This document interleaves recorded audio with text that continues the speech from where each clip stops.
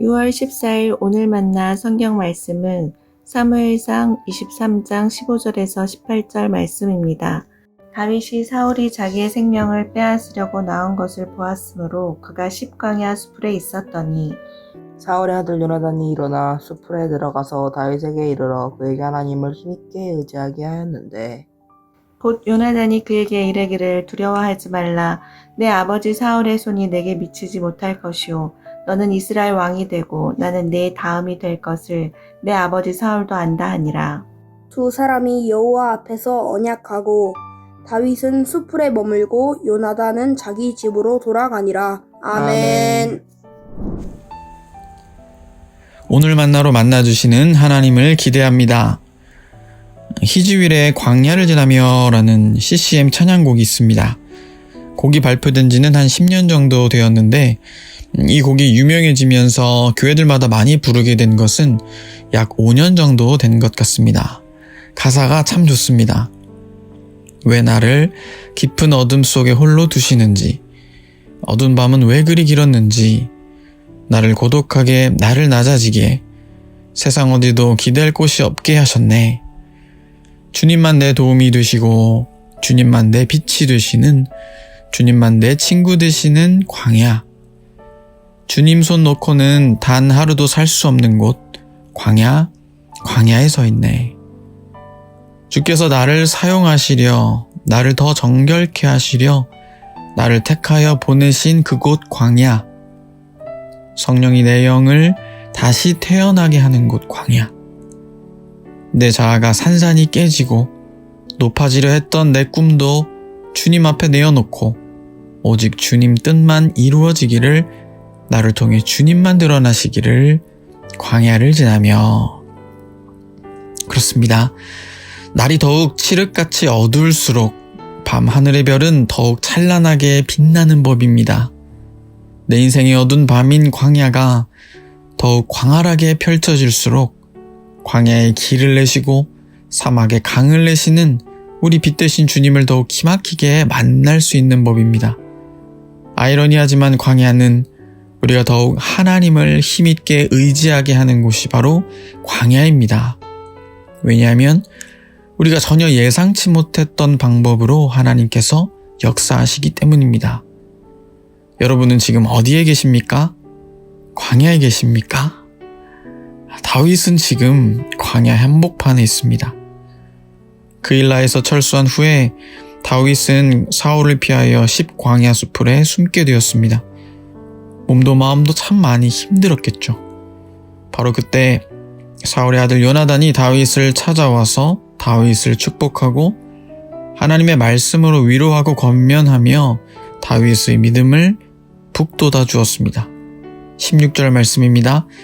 사울의 아들 요나단이 일어나 수풀에 들어가서 다윗에게 이르러 그에게 하나님을 힘있게 의지하게 하였는데, 하나님이 요나단을 통해서 다윗이 더욱 하나님을 힘있게 의지하도록 역사하셨습니다. 다윗 편에서 자신의 마음을 알아주고 공감해주는 둘도 없는 친구 요나단과의 만남을 통한 위로가 다윗이 더욱 하나님을 힘있게 의지하도록 도왔을 것입니다. 여러분, 우리가 서로가 서로에게 이런 다윗과 요나단 같은 좋은 믿음의 동역자가 되어주십시다. 우리를 홀로가 아닌 한 몸 공동체로 불러주신 하나님의 오묘하고 깊으신 뜻이 여기에 숨어 있습니다. 그런데 이 요나단이라는 인물이 어떤 포지션에 있었던 자인지 우리가 잊지 않기를 원해요. 원래는 다윗과 요나단은 전혀 하나가 될 수 없는 관계입니다. 어찌 보면 다윗을 가장 미워해야 할 사람이 요나단 아니겠습니까? 사울의 아들인 요나단 자신이 왕위를 계승받아야 할 텐데 어느 날 갑자기 다윗이라는 인물이 혜성같이 나타나 자기 자리를 꿰차고 이스라엘의 왕위를 물려받게 되었으니 요나단 입장에서 다윗은 사실 제거해야 할 정적이었습니다. 하지만 하나님은 역설적으로 다윗을 가장 미워해야 할 사람 요나단을 다윗에게 사랑의 사도로 보내셔서 다윗을 위로하고 계십니다. 우리가 익히 들어 잘 아는 말씀으로 그저 쉽게 넘길 수 있을지 모르지만 실상은 전혀 예상치 못한 방법으로 하나님은 지금 다윗을 위로하고 계신 것이죠. 어디에서요? 광야에서. 그렇기 때문에 광야는 우리 사람의 머리로는 도저히 생각해낼 수 없는, 그래서 예상치 못한 방법으로 하나님을 더욱 깊고 섬세하게 만날 수 있는 곳이 바로 광야입니다. 오늘 본문 뒤에 보면 사울이 10사람들과 공모하여 완벽한 그물망을 치고 이제 다윗 체포 전격 작전에 돌입합니다. 이제는 정말 탈출구가 보이지 않는 절체절명의 순간이 다윗 눈앞에 닥쳤습니다. 이때 하나님께서 절묘한 타이밍에 말 그대로 예상치 못한 방법으로 한 번 더 역사하십니다. 27절에서 28절 말씀입니다. 전령이 사울에게 와서 이르되 급히 오소서. 블레셋 사람들이 땅을 침노하나이다. 이에 사울이 다윗 뒤쪽 길을 그치고 돌아와 블레셋 사람들을 치러 갔으므로. 하나님께서 블레셋을 움직이셔서 사울을 치심으로 다윗이 구원을 받게 됩니다. 블레셋은 어떤 민족입니까? 이스라엘의 대적입니다. 다윗은 전혀 예상 못했을 겁니다. 이스라엘의 대적의 도움을 받을지는 전혀 예상 못했을 것입니다. 우리의 경우의 수를 초월해 계신, 우리의 생각보다 훨씬 더 크신 하나님을 만나는 장소, 바로 광야입니다. 앞서 소개한 찬양 가사 중 일부를 다시 한번 들어보시죠. 성령이 내 영을 다시 태어나게 하는 곳 광야. 내 자아가 산산이 깨지고 높아지려 했던 내 꿈도 주님 앞에 내어놓고 오직 주님 뜻만 이루어지기를, 나를 통해 주님만 드러나시기를 광야를 지나며 기도하겠습니다. 하나님, 우리를 광야 가운데 두심을 감사드립니다. 전혀 예상치 못한 방법으로 우리를 친히 위로하시고 문제를 해결하시니, 나의 작음을 알고 당신의 크심을 깨닫게 하시니 감사드립니다.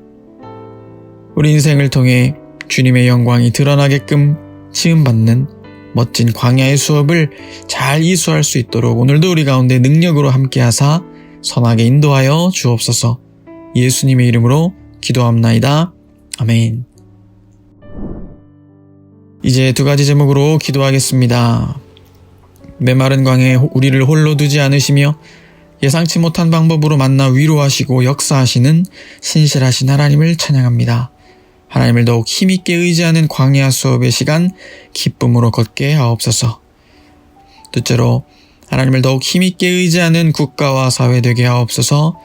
여호와를 경외하는 지혜와 지식의 근본이 우리나라와 민족 한반도 위에 강같이 흐르게 하옵소서. 이 제목으로 기도하신 후에 개인 기도 하시겠습니다.